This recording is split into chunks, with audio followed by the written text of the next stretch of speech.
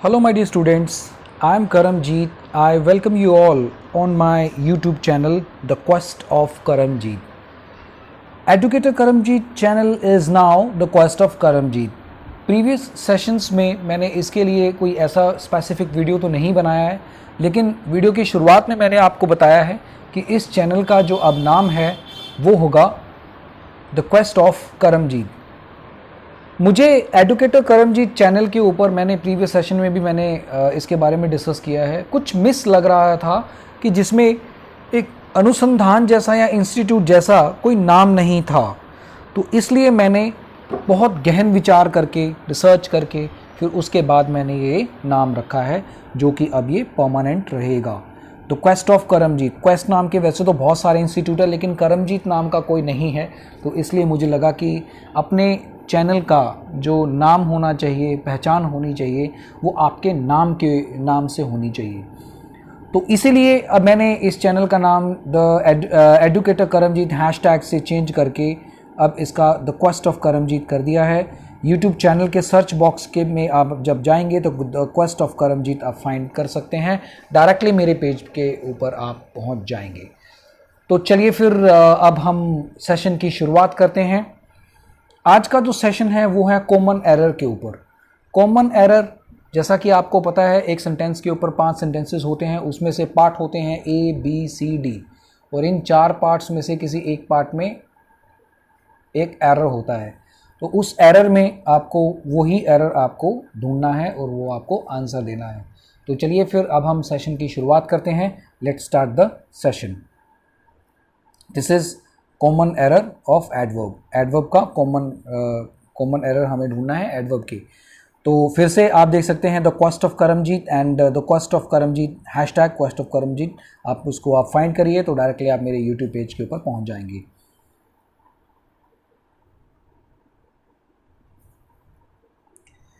Direction: read each sentences to find out whether there is only any error in it. The error, if any, will be in one part of the sentence. The alphabet number of that part is the answer. The answer is no error, then the answer is E. आपको वही same चीज़ पिछले sentences में जिस तरह से हमने किया था, आपको सभी सेंटेंसेस के एक एक पार्ट में आपको गलती ढूंढनी है, लेकिन ध्यान रहे ये जो गलतियां हैं वो एडवर्ब से हैं। ज़रूरी नहीं है कि एडवर्ब भी हो, कुछ ऐसे क्वेश्चन हो सकते हैं जो एडवर्ब से परे हैं। तो आप अब इसको अटेम्प्ट करिए। तो 30 सेकेंड्स मैं आपको देता हूं, आप करिए। और सबसे पहले आप सब लोगों को मैं एक चीज़ और बता दूं, ये सेशन आप तभी अटेम्प्ट कर सकते हैं जब आपने एडवर्ब का सेशन लगाया होगा, पूरे के पूरे एडवर्ब को आपने कंप्लीटली देखा होगा, तभी आप इस सेशन को अटेम्प्ट कर सकते हैं। तो चलिए, आप जिन लोगों ने एडवर्ब पढ़ा है या किसी भी वेबसाइट से पढ़ा है या किसी भी चैनल से पढ़ा है, इसका मतलब ये नहीं है कि हम आपको ये बोल रहे हैं कि आप सिर्फ मेरे चैनल पर ही पढ़ें, ऐसा कुछ नहीं है। कहीं से भी अगर आपको वो एरर मिलता है, एरर का कोई चैप्टर मिलता है, जस्ट गो थ्रू इट। अब आप इस क्वेश्चन को अटेम्प्ट करिए। 30 seconds you have.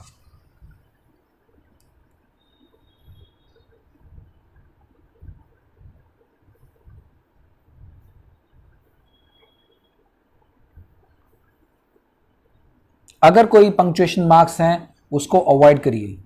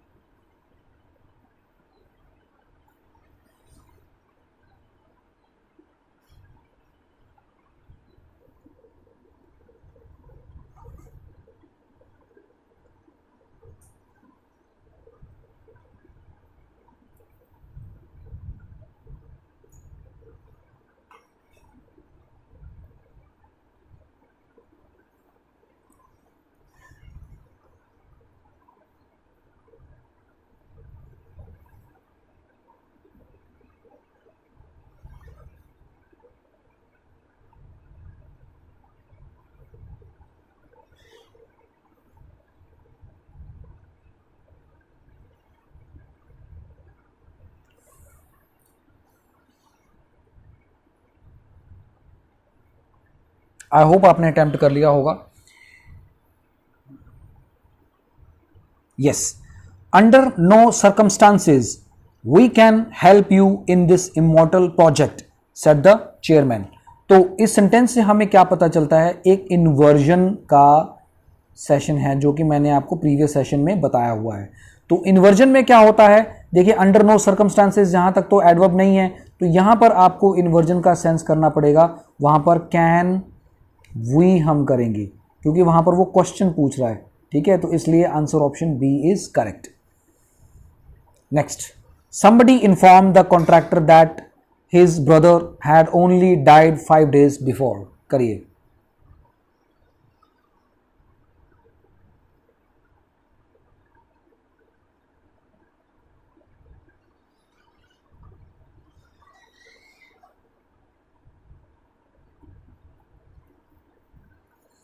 Somebody informed the contractor that his brother had only died 5 days before. करिए करिए गाइस.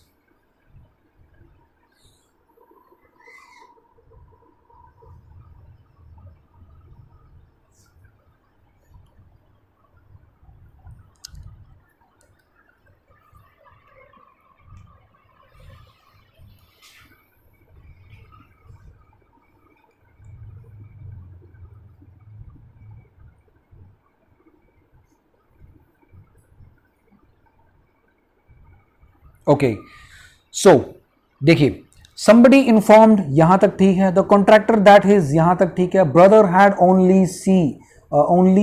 ओनली डाइड, तो यहीं पे गड़बड़ है.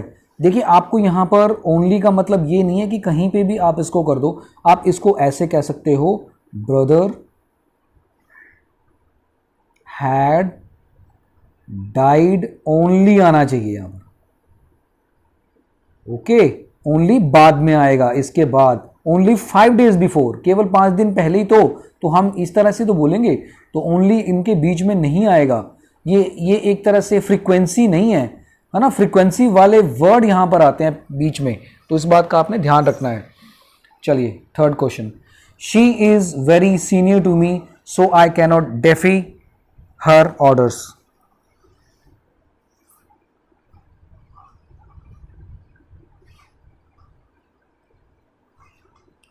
ये क्वेश्चन मैंने आपको कराया हुआ है. वेरी और मच कहां पर यूज होता है, ये यूज होता है पॉजिटिव में, ठीक है, और ये होता है कंपैरेटिव में. तो कंपैरेटिव में अब देखिए, अब हमें कैसे पता चलेगा कि कंपैरेटिव है कि सुपरलेटिव है. अब यहां पर देखिए सीनियर क्या है, यहां पर कंपैरेटिव है, तो यहां पर वेरी नहीं आएगा, तो answer option much will be there. Okay, तो ये क्या आएगा, much. Answer option A is incorrect, तो आपका आंसर होगा A. Next question, who can believe that she was not hardly hit by the death of her son. Who can believe that she was not hardly hit by the death of her son. अब इसमें meaning का हेर फेर है. Hard का मतलब कुछ और होता है और हार्डली का मतलब कुछ और होता है. तो यहां पर आप देखिए कि क्या आएगा. अगर आपने सेशन को अच्छे से देखा है, समझा है, परखा है, तो आप इजीली इसका आंसर ढूंढ लेंगे. पढ़ के ही आपको पता चल जाएगा कि आंसर ऑप्शन क्या आना चाहिए.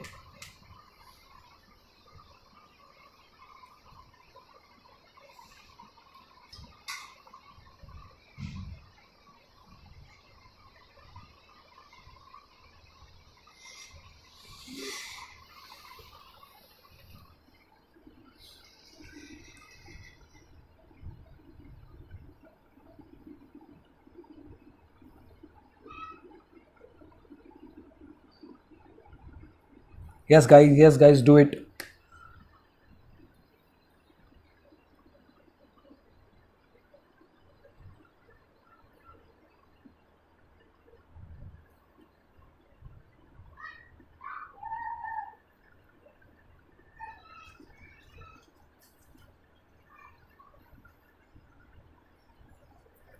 Okay, so who can believe that she was not hardly hit.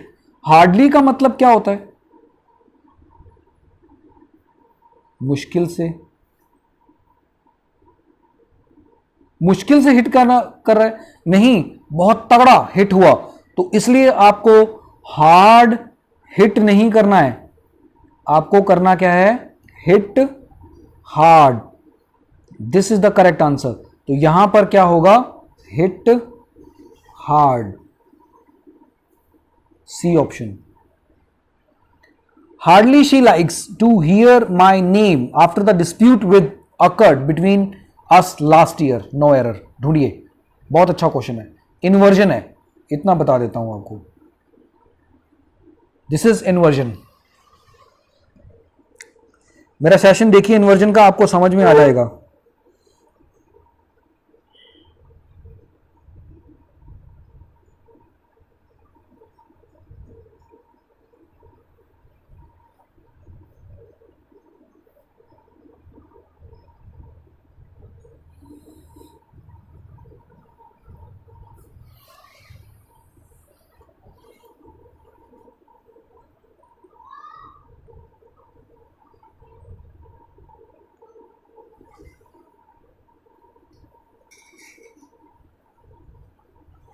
Yes guys, yes guys,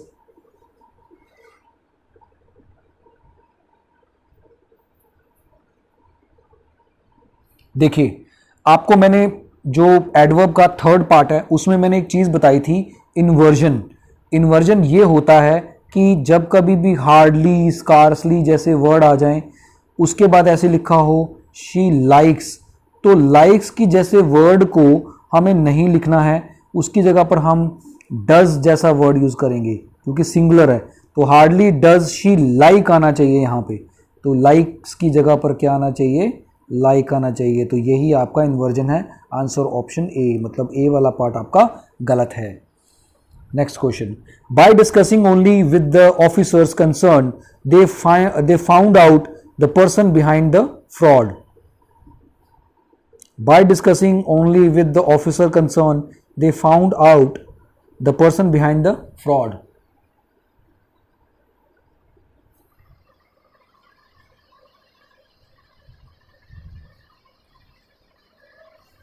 ढूंढिए guys, very nice, it is up to you.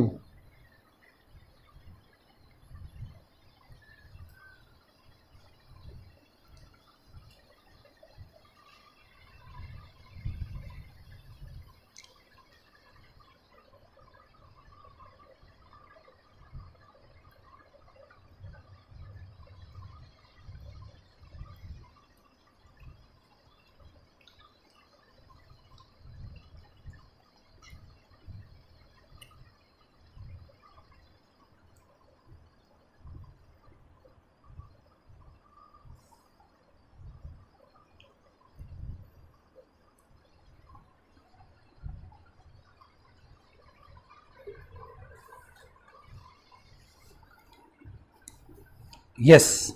So by discussing only with the officer concerned, they found out the person behind the fraud. तो इस question में देखिए कहां पर गलती है,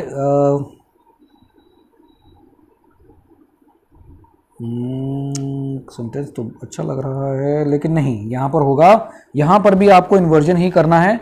देखिए सेंटेंस दिखने में तो बहुत अच्छा लग रहा है लेकिन answer option C is incorrect. इसकी जगह पर आप क्या लिख सकते हैं, did sorry did they find out,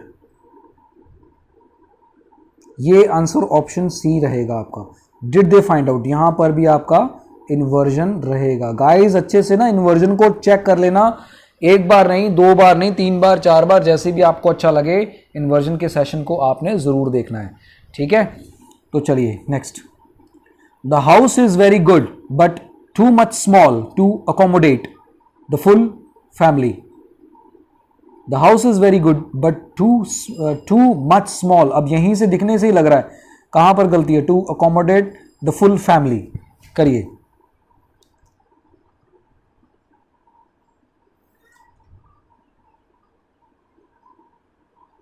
यहां पर मैं आपको एक लॉजिक बताऊंगा, चीजें बताऊंगा, दोनों की दोनों नोट कर लेना गाइस, बहुत इंपॉर्टेंट है, सुपर इंपॉर्टेंट है। हायर लेवल के एग्जाम में, मेन लेवल के एग्जाम के क्वेश्चन जितने भी होते हैं, आईबीपीएस के हो गए, एसएससी के हो गया, कोई भी एग्जाम है उसमें इस तरह के क्वेश्चन आता है। देखिए एक चीज बताता हूं मैं आपको, चलिए आपको वैसे तो आंसर आपने टिक कर दिया होगा लेकिन आपको एक एक्चुअल में चीजें बताता हूं। देखिए जो टू मच, जो मच टू होता है, पहले हम मच टू की बात करते हैं, नहीं पहले टू मच की बात कर लेते हैं, चलो टू मच, जो टू मच होगा वो प्लस नाउन से पहले होगा, मतलब यहां पर नाउन होगा उससे पहले टू मच होगा, लेकिन स्मॉल क्या है, छोटा बड़ा, ये तो एडजेक्टिव है, ठीक है ना। तो फिर अब हमें क्या करना है, मच टू कहां पर यूज होगा, एडजेक्टिव में। इस चीज का आपने ध्यान रखना, इसको नोट कर लेना, टू मच के बाद नाउन आता है और मच टू के बाद एडजेक्टिव आता है, तो इसलिए यहां पर टू मच की जगह आपको क्या यूज करना है, मच टू यूज करना है, क्योंकि यहां पर स्मॉल जो वर्ड है वो एक एडजेक्टिव है। तो गाइज अच्छे से समझ लो इस चीज को कि ये क्या बात कर रहा है। She does not know to make friends, so he is leading a lonely life. He does not know to make friends, so he is leading a lonely life. करिए।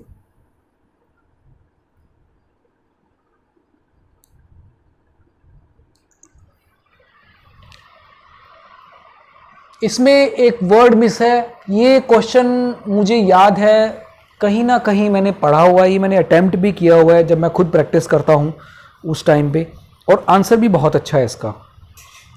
इसमें आपको इसको कहते हैं, कौन सा एडवर्ब था वो, इंटेरोगेटिव और एक और था, मैं नाम भूल रहा हूँ, चलो कोई बात नहीं, बता दूंगा मैं याद करके। इसमें देखिए आंसर ऑप्शन बी में दिक्कत है, आंसर ऑप्शन बी में इसलिए दिक्कत है, he does not know to make, उसे नहीं पता कि किस तरह से दोस्त बनाने हैं, तो यहां पर आप कहोगे know how to make, know how to make, alright. So ये इसका आंसर ऑप्शन होगा, तो यहां पर होगा नो हाउ टू मेक, तो हाउ वर्ड इसमें ऐड हो जाएगा, ऑलराइट। चलिए next question. Every member of the family is addicted to drinking and so Asha is, and so Asha is.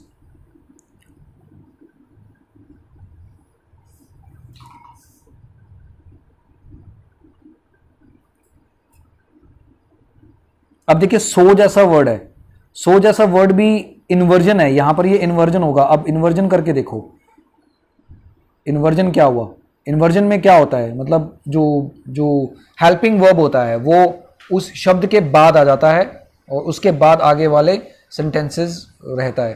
तो इन्वर्जन में हमने प्रीवियस सेशन में हमने यही चीज़ सीखी थी कि जो इन्वर्जन का स्पेसिफिक वर्ड होता है उसके बाद जो सब्जेक्ट का हेल्पिंग वर्ब होता है फिर आता है, फिर उसके बाद सब्जेक्ट आता है, फिर उसके बाद आगे जो कैसे भी वर्ब आ जाएं वो सारी आती हैं। तो यहाँ पर भी ऐसे है, तो यहाँ पर होगा so is Asha, this is the answer. तो answer option D is correct. Inversion को ध्यान में कर लो, यही क्वेश्चन सबसे ज्यादा एग्जाम में आते हैं। लेटली, फेयरली, ये तो उनके बीच में डिफरेंस आपको पता चल जाएगा, लेकिन सबसे ज्यादा इंपॉर्टेंट जो रूल है वो है इन्वर्जन का। Next, he was very tired, he was very tired of work, so he said that he would not accompany us. He was very tired of work, so he said that he would not accompany us.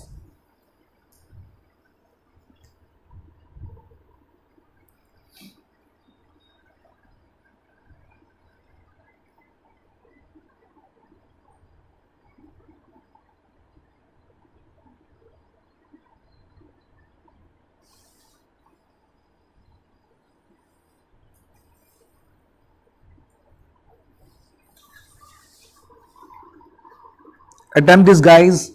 Very important question you have.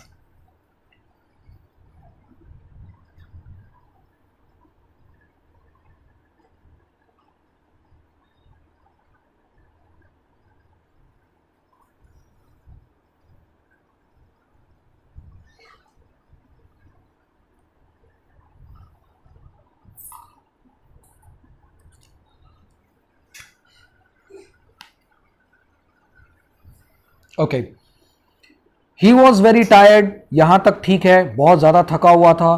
और work, so he said, तो काम से बहुत ज़्यादा थका हुआ था, तो उसने कहा that he would not accompany us, तो वो कंपनी नहीं करेगा। तो इस सेंटेंस से हमें ये पता चलता है, तो यहाँ पर कोई दिक्कत ही नहीं है, कोई क्वेश्चन का आंसर हमें इजीली, मतलब कोई एल वाई वाला कोई वर्ड नहीं है, या इससे थोड़ा सा इससे कंफ्यूजन हो सकती है, बट ये भी ठीक है, अपनी जगह सही बोल रहा है, तो इसलिए इसका आंसर ऑप्शन होगा नो एरर, यहाँ पर कोई एरर नहीं है। चलिए next question. Sakshi was exorbitantly paid for how skillful she welcomed the visitors।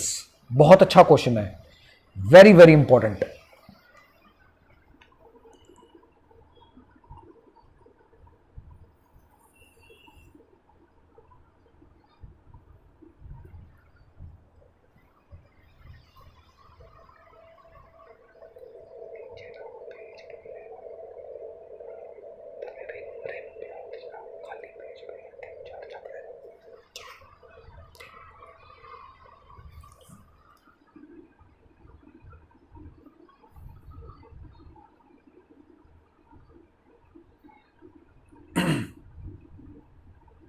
देखिए, Sakshi was exorbitantly paid for how skillful. अब ये जो वर्ड है ये एक तरह से एडजेक्टिव है। अब देखिए, अब ये एडजेक्टिव है, तो हमें यहां पर क्या करना है, qualify a verb, how skillful. देखिए यहां पर आपको स्किलफुल की जगह पर क्या करना है, स्किलफुली, क्या करना है, स्किलफुली, राइट। तो ये यहां पर एग्जैक्टली स्किलफुल नहीं होगा, यहां पर आपको स्किलफुली करना है, तो यहां पर वर्ब का स्टाइल बताता है। चलिए, she is almost quite competent for the post of marketing executive, so if given a chance, so she can show the results, no error। ढूंढिए,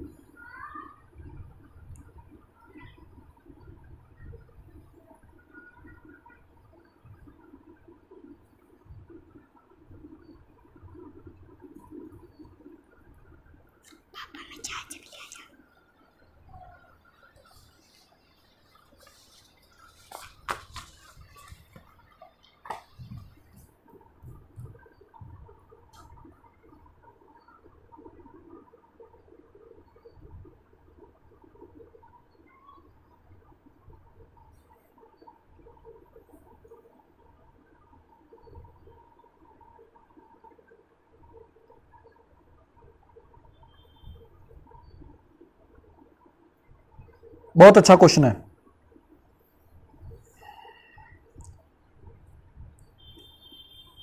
देखिए, शी इज ऑलमोस्ट क्वाइट। अब देखिए, ऑलमोस्ट भी adverb है और क्वाइट भी adverb है। Quite competent, competent, competent कौन होता है, जो आपको टक्कर दे, तो ऑलमोस्ट का यूज गलत हो जाएगा क्योंकि ये सुपरलेटिव को दर्शाता है, ठीक है। तो यहां पर किसी के बारे में बताया ही नहीं, मतलब किसी औरों के बीच में कंपटीशन हो, तो ऐसा कुछ नहीं है, तो यहां पर नहीं आता, तो यहां पर आएगा she is quite competent for the post of marketing executive, so given a chance she can show the result. अब एक ही पर्सन के बारे में बात कर रहे हैं, अगर हमें ऑलमोस्ट यूज करना है तो फिर हम क्वाइट यूज नहीं करेंगे, और उस सेंटेंस में एक पर्सन को इंटायर कम्युनिटी के साथ डिनोट किया गया होगा, उससे सुपरलेटिव बताया गया होगा, यहां पर तो सेंटेंस में है ही नहीं, है ना। तो इस तरह से सेंटेंस की आपको पहचान करनी होती है कि सेंटेंस में एग्जामिनर आपसे क्या बुलवाने की कोशिश कर रहा है।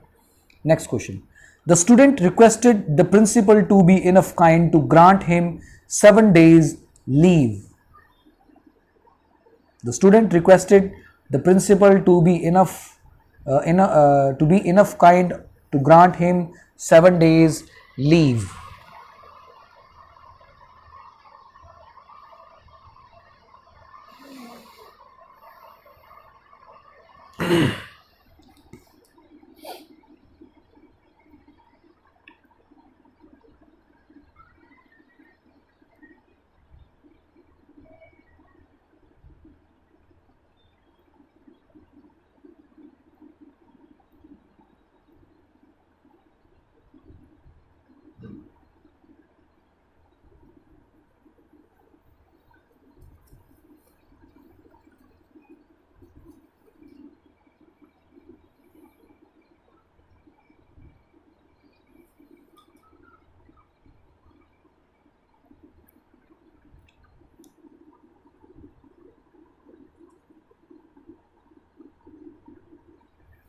देखिए इनफ वाला मैंने सेकंड वाले में पोर्शन में मैंने बताया था इनफ कहां पर यूज होता है। इसको लिखने का जो तरीका होता है बेसिकली बी में, बी इनकरेक्ट है। देखिए टू बी काइंड इनफ होता है, इनफ काइंड नहीं होता, टू बी काइंड इनफ। बोलने में भी हम जब बोलते हैं यार उल्टा पुल्टा कैसे बोल रहे हैं, देखिए एडवर्ब में ना जब आप कई बार बोल के भी चीजों को करते हैं ना तो आपको इजीली समझ में आ जाती हैं वो चीजें। तो यहां पर टू बी काइंड इनफ होना चाहिए, तो answer option B is incorrect. He has been trying to pursued her for several months but he has not still succeeded. He has been trying to pursued her for several months but he has not still succeeded. करिए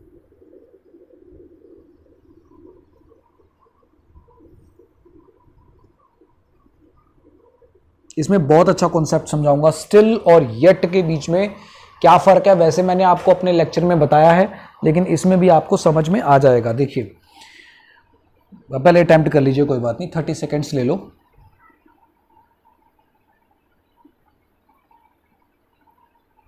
मुझे ना अभी time का अंदाज़ा नहीं है कितना मैं आपको ज़्यादा टाइम दे पा रहा हूँ या कम टाइम दे पा रहा हूँ कोई बात नहीं, चलिए।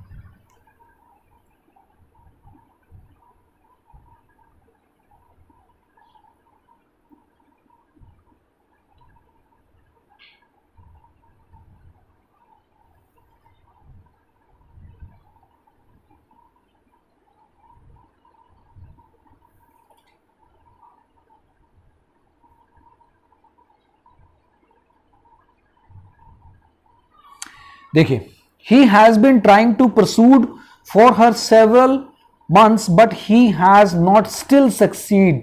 यहीं पे गड़बड़ है। कैसे? देखिए एक चीज बताता हूं आपको।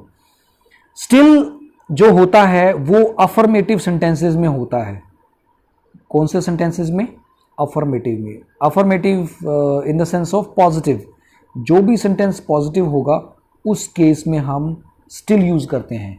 लेकिन प्रेजेंट परफेक्ट में नेगेटिव प्लस नेगेटिव में येट यूज होता है। तो यहां पर जो येट यूज होगा वो आप देखिए शी हैज बीन ट्राइंग। अब यहां पर प्रेजेंट परफेक्ट है तो present perfect plus negative. Now she has not still, ये देखिए यहां पर नेगेटिव, तो स्टिल कैसे आ सकता है? वहां पर क्या आना चाहिए? येट आना चाहिए। तो answer option D is incorrect. Okay guys, जो चीजें मैं आपको यहां पर समझा रहा हूं वो सुपर इंपॉर्टेंट है।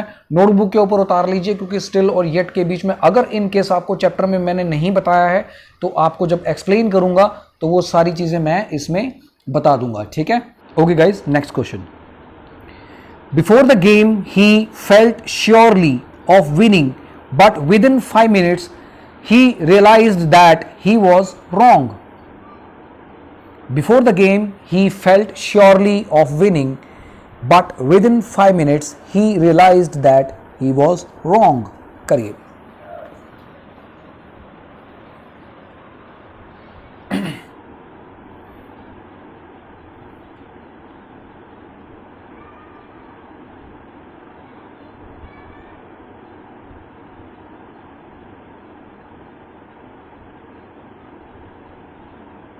करिए गाइज करिए। Before the game he felt surely of winning but within 5 minutes he realize that he was wrong.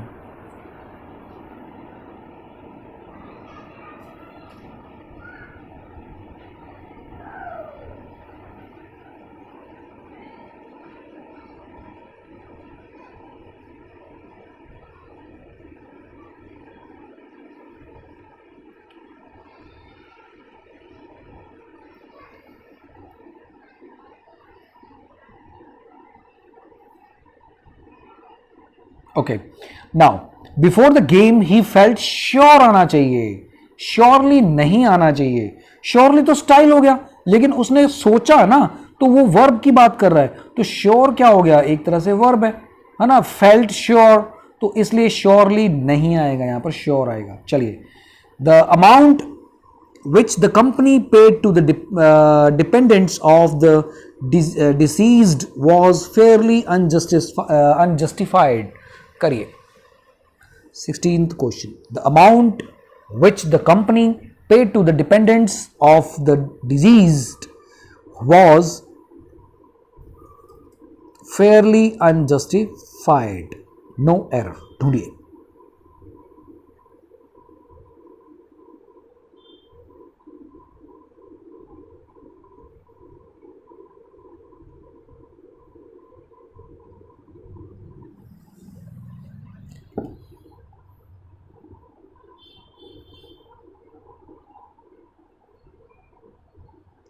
अब ये वाला मैंने मेरे पहले सेशन या दूसरे सेशन में आई थिंक मैंने कहीं बताया हुआ है, बहुत इंपॉर्टेंट बन जाता, तो गलती यहीं पर है. देखो, जो फेयरली वर्ड होता है वो यूज होता है नेगेटिव. फेयरली जो वर्ड होगा ये पॉजिटिव में यूज होता है. एक मिनट रुकिए. हाँ जी, पॉजिटिव में यूज होता है. अब देखिए, अच्छा पिछले ना किसी क्वेश्चन में मैंने आई थिंक ये लिख दिया था, है ना. हाँ, ये लिख दिया था पॉजिटिव. पॉजिटिव ये होना चाहिए. चलो कोई बात नहीं, गलती माफ़ी चाहता हूँ आपसे. अब देखिए, अनजस्टिफाइड, अन शब्द क्या होता है? नेगेटिव होता है. तो फेयरली क्या हुआ? पॉजिटिव में यूज होता है. तो फिर नेगेटिव में कौन सा वर्ड लेके आए जो नेगेटिव में यूज होगा? तो इसके लिए एक वर्ड यूज होगा रैदर. तो रैदर यहां पर आएगा. फेयरली की जगह पर हम क्या यूज कर सकते हैं? Rather. Next. Although he only earns 1600 rupees per month, yet he manages his family well.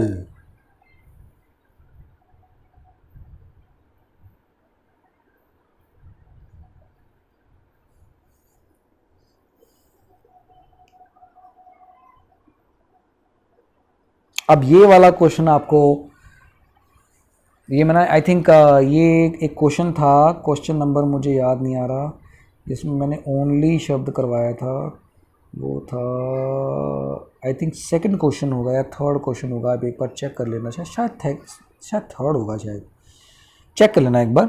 तो उसमें मैंने ओनली का कॉन्सेप्ट बताया था. तो यहाँ पर भी वही सेम चीज़ है. देखिए, तो यहाँ पर भी ऑल्दो ही ओनली अर्न्स, यहीं पे गड़बड़ है.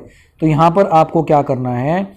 यहाँ पर आपको करना है ऑल्दो लिख के he earns, he earn only आना चाहिए.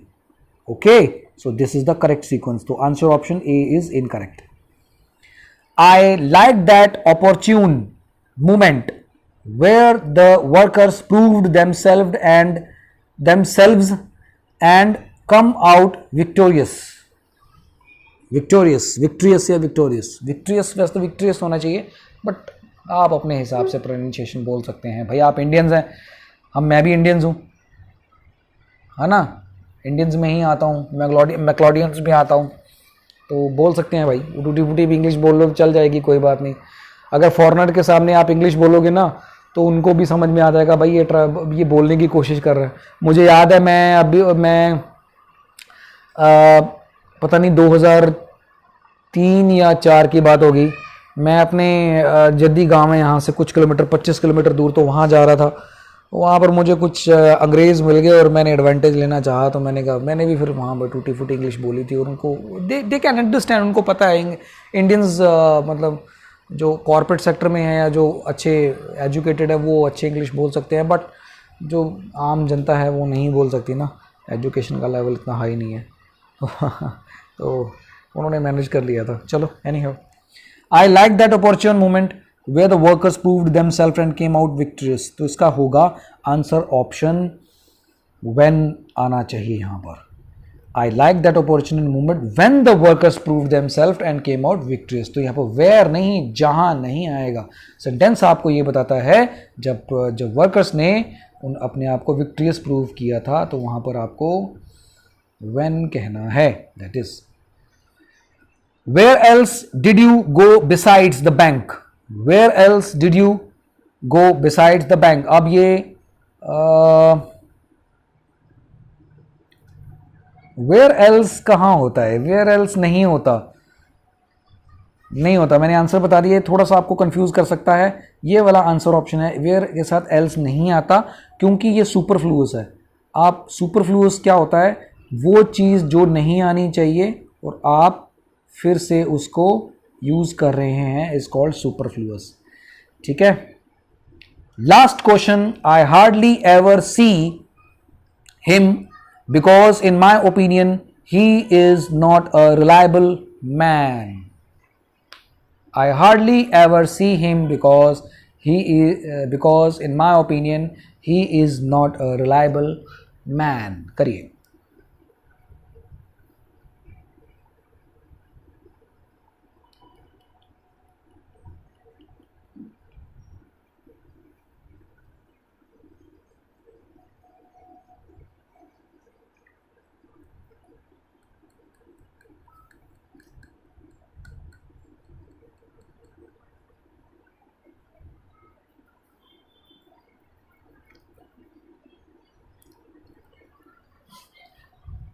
ओके, सो देखिए, फर्स्ट पार्ट में ही गलती है, हार्डली के साथ एवर नहीं आता है। आपको डायरेक्टली यही चीज़ें ध्यान रखनी है, एवर नहीं आएगा, आई हार्डली सी हिम आएगा, because in my opinion he is not reliable man, no error. तो ये थे आपके 20 क्वेश्चंस जो आपको कंफ्यूज कर सकते हैं। मेरा सेशन इन वर्जन जरूर देखना, आपको बहुत चीज़ें समझ में आ जाएंगी, क्योंकि ये आपके एग्ज़ाम के पॉइंट ऑफ व्यू से क्वेश्चंस बहुत आते हैं। किसी भी एग्ज़ाम की तैयारी आप कर सकते हैं, पंजाब गवर्नमेंट, सेंट्रल गवर्नमेंट, सभी के लिए। ओके, तो चलिए इन्हीं शब्दों के साथ अब हम इस सेशन का एंड करते हैं। Thank you for watching this video. Stay happy, stay safe. जय हिंद, जय भारत। Stay tuned.